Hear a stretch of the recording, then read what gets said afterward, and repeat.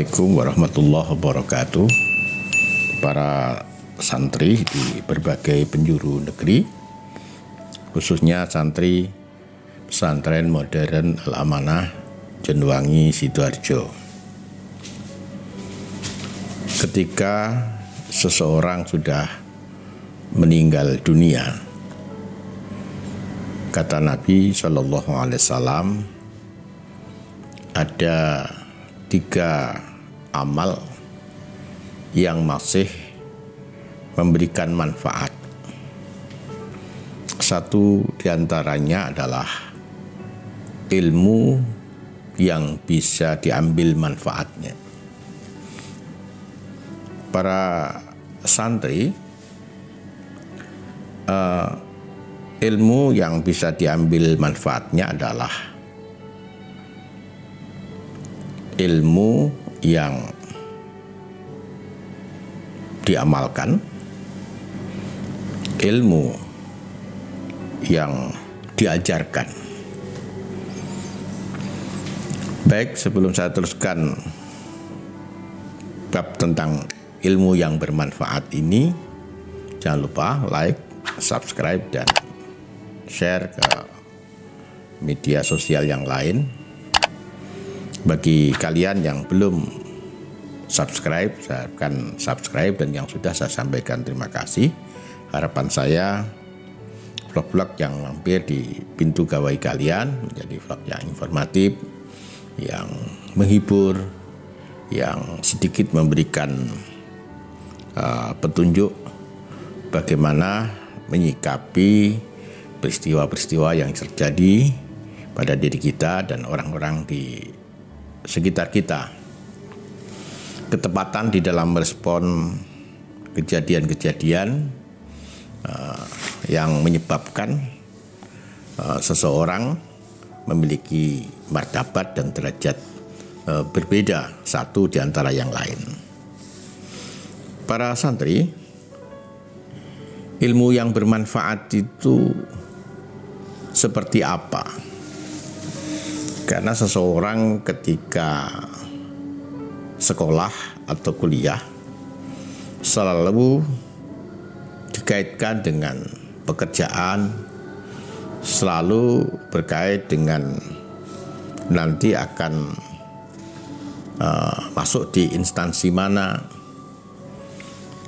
dan seterusnya, sehingga sering terjadi ada konsep yang tidak terpahami oleh banyak orang, sehingga thalabul ilmi yang mestinya menjadi sebuah cara kita untuk menempuh jalan lurus menuju kebaikan dan menuju surga, justru sekadar menjadi aktivitas untuk dunia.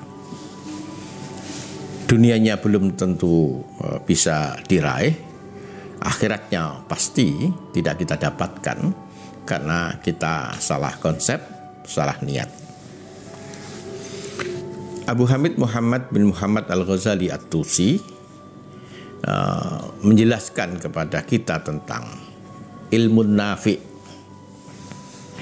Ilmu nafi, ilmu yang bermanfaat, menurut beliau yang pertama adalah ma yazidu fi khaufika minallahi ta'ala, sesuatu yang menambah takutmu kepada Allah Subhanahu wa ta'ala. Ilmu itu bermanfaat ketika ilmu itu menuntun kita untuk bisa mengenal Allah, dan kita ketika bisa mengenal Allah akan muncul rasa takut, karena Allah ini memiliki asma adil, yang artinya sekecil apapun perbuatan baik akan mendapatkan imbalan, sebaliknya sekecil apapun perbuatan buruk juga akan mendapatkan azab.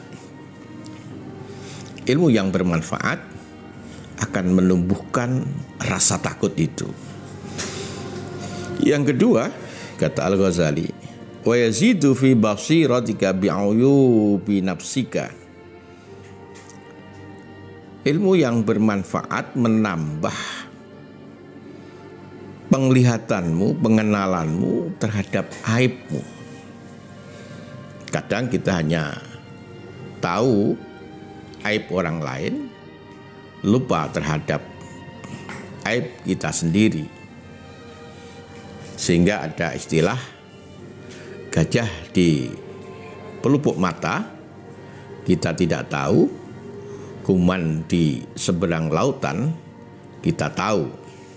Ini adalah semacam kalimat untuk mewakili cara pandang rata-rata orang bahwa sering kita hanya bisa melihat kesalahan, kekurangan orang lain, kita justru alpa terhadap aib kita sendiri. Ilmu yang manfaat adalah ilmu yang justru bisa melihat ke dalam diri kita. Yang ketiga, kata Al-Ghazali, wa yazidu fi ma'rifatika bi ibadati rabbika, dan menambah pengetahuanmu dengan ibadah kepada Allah. Ilmu kita pelajari, dan di dalam ilmu itu ada tata cara bagaimana kita beribadah kepada Allah, baik tata cara zahirnya maupun juga tata cara batinnya. Ilmu yang bermanfaat akan meningkatkan bagaimana kita beribadah, mengabdi kepada Allah dengan benar. Kemudian yang keempat, kata Al-Ghazali, ilmu nafi adalah yuqallilu min raubatika fid dunya wa yazidu fi raubatika fil akhirah, yaitu mengurangi kecintaanmu terhadap dunia dan menambah kecintaanmu terhadap akhirat. Ilmu akan mengajarkan kepada kita tentang relativitas dunia. Dunia ini tidak lama. Dunia ini berubah. Dunia ini sering kali menipu. Maka orang yang ilmunya bermanfaat akan bisa menempatkan dunia ini pada posisinya, yaitu sebagai mazru'atul akhirah, tempat menanam untuk kepentingan kita di negeri yang abadi, yaitu negeri akhirat. Para santri, seterusnya ciri ilmu nafi menurut Al-Ghazali, wa yaftahu basiratika bi afati a'malika hatta tahtariza minha, akan membuka mata hatimu tentang penyakit-penyakit dari amalmu, sehingga kamu bisa memelihara amal. Melakukan kebaikan itu sulit. Yang pertama, harus memiliki ilmu. Yang kedua, harus dilakukan dengan kesungguhan. Yang ketiga, harus dilakukan dengan ketulusan.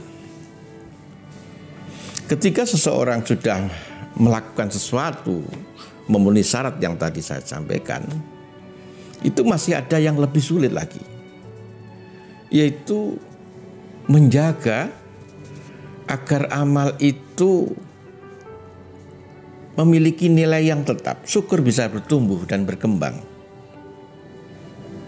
Karena ada penyakit-penyakit yang bisa menghancurkan dan membakar amal. Di antaranya seperti yang disyaratkan Gusti Kanjeng Nabi Muhammad sallallahu alaihi wasallam iyyakum wal hasada fa innal hasada ya'kul hasanat kama ta'kulun nar al hataba. Hati-hati terhadap hasud. Hasud itu SMS, senang melihat orang susah, juga sebaliknya susah melihat orang senang. Hati-hati terhadap SMS, hati-hati terhadap hasud, karena hasud itu bisa merusak kebaikan sebagaimana api menghanguskan kayu bakar. Para santri, selanjutnya ilmu yang bermanfaat, kata Al-Ghazali, wa yudli'aka ala makayiti syaitan wa ghururih, menunjukkan kepada kalian bagaimana setan melakukan tipu daya dan melakukan segala rekayasa agar kalian tidak melakukan amal kebaikan, atau kalian dibiarkan untuk melakukan amal kebaikan, tapi kemudian setan akan mendorong-dorong agar kalian menunjukkan amal kebaikan itu, atau berlaku sombong terhadap kebaikan-kebaikan yang kalian lakukan. Ini adalah ilmu yang bermanfaat, kata Al-Ghazali. Para santri, bagaimana agar kita mendapatkan ilmu yang manfaat? Yang pertama, sudah saya sampaikan di vlog yang lalu. Yang pertama adalah dengan terus meningkatkan dan menyempurnakan takwa kita kepada Allah. Keyakinan kita tentang Allah kita sempurnakan. Perintah-perintah dan larangannya kita pelajari, kita hormati, dan kita amalkan sekuat kemampuan kita. Kita muliakan, kita cintai orang-orang yang dicintainya. Kita terima dengan ridho segala takdirnya. Ini yang pertama. Yang kedua, kita muliakan orang-orang yang mengajarkan kepada kita tentang ilmu. Salah satu yang menarik cerita dari kitab Ta'limul Muta'alim. Ada seorang yang termasuk tokoh ulama di Bukhara. Beliau sedang mengajar di majelisnya yang dihadiri banyak santri, banyak para pencari ilmu, bahkan juga banyak para ulama yang tabarukan kepada beliau. Mendadak beliau berdiri dengan sikap penuh hormat. Kemudian ditanyakan oleh para santri yang hadir pada saat itu. Sang ulama ini menjawab, "Inna ibna ustadi yal'abu ma'asibyani fisikah fa idza ra'aituhu aqumulahu ta'ziman li ustadi." Sesungguhnya anak guruku sedang bermain dengan teman-temannya di lapangan. Maka ketika aku melihatnya, aku berdiri sebagai rasa hormat dan takzimku kepada guruku. Para santri, ini pelajaran yang luar biasa sebagai ikhtiar kita untuk mendapatkan ilmu yang barakah dan manfaat.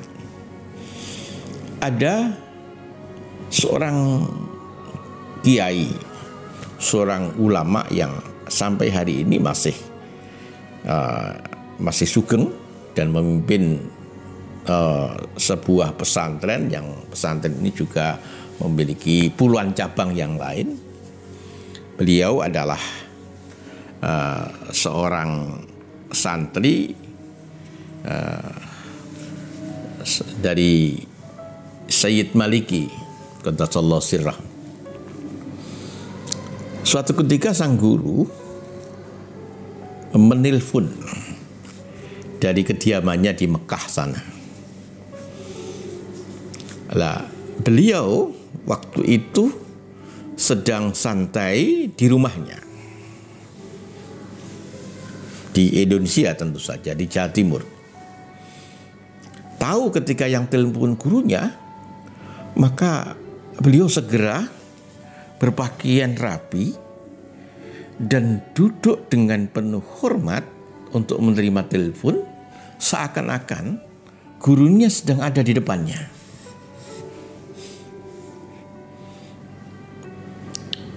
Kata beliau, aku sangat memuliakan dan menghormati guruku, dan itu yang hanya bisa aku lakukan.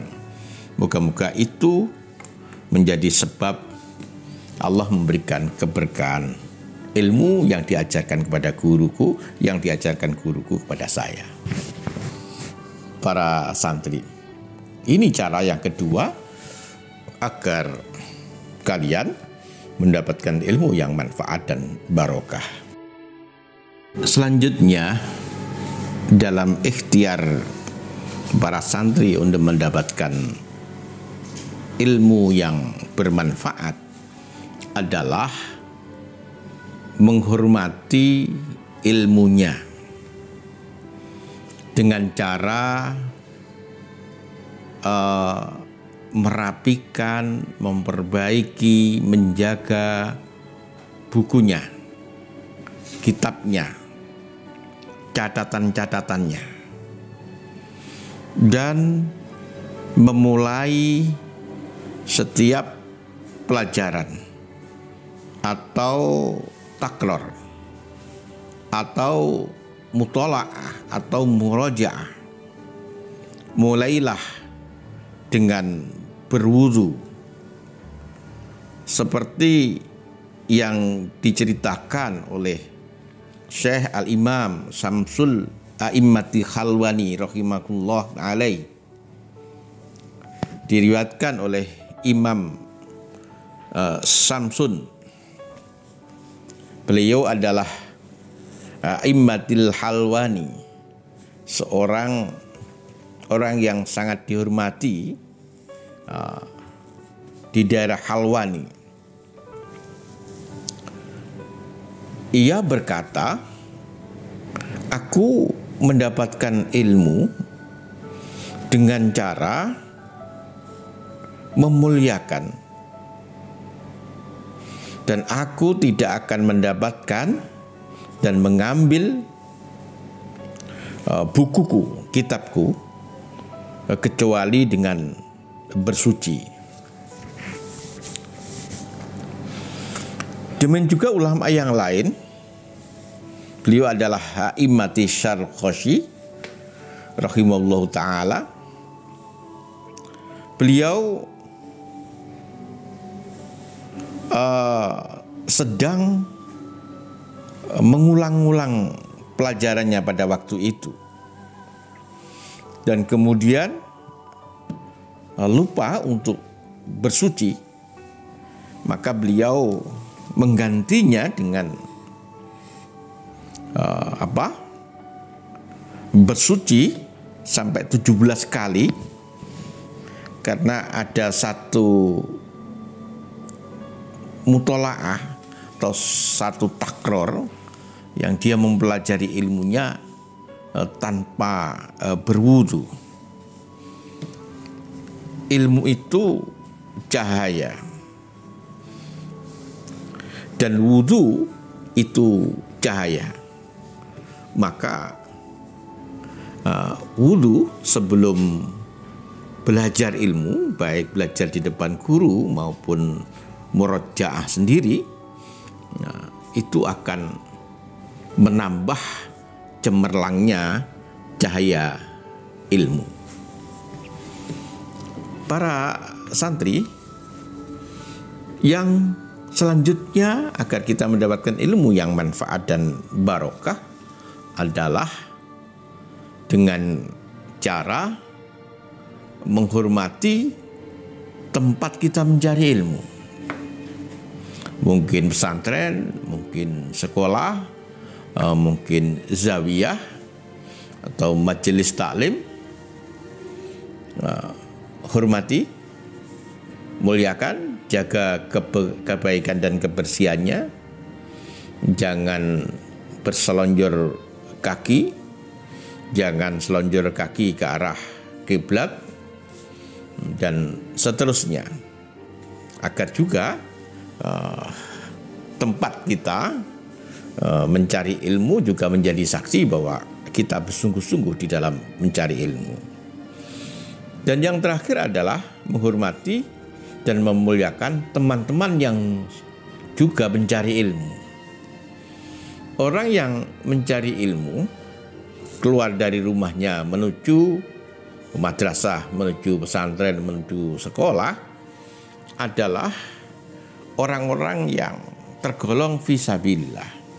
Orang-orang yang tergolong akan dimudahkan Allah jalan menuju surga. Berarti pencari ilmu adalah orang-orang yang mulia. Ketika kita memuliakan orang-orang yang mulia, sebenarnya kita juga sedang memuliakan diri sendiri. Ketika kita berbuat baik terhadap para pencari ilmu, sebenarnya kita juga sedang berbuat baik terhadap diri kita. Ini beberapa hal yang bisa saya sampaikan dalam ikhtiar kita untuk mendapatkan ilmu yang manfaat, yaitu meningkatkan, menyempurnakan takwa kita kepada Allah. Yang kedua, memuliakan dan menghormati orang-orang yang mengajar kita. Selanjutnya adalah memuliakan dan menghormati ilmu kita. Yang selanjutnya adalah menghormati dan memuliakan tempat kita mencari ilmu, menghormati dan memuliakan tempat teman-teman yang juga sama-sama mencari ilmu. Dengan cara itu, moga-moga kita mendapatkan ilmu yang manfaat sampai kita di alam kubur, ilmu yang bermanfaat tetap memberikan kemanfaatan bagi kita pada saat kita sangat-sangat memerlukannya. Akhiran, wabillahi hidayah taufik. Assalamualaikum warahmatullahi wabarakatuh.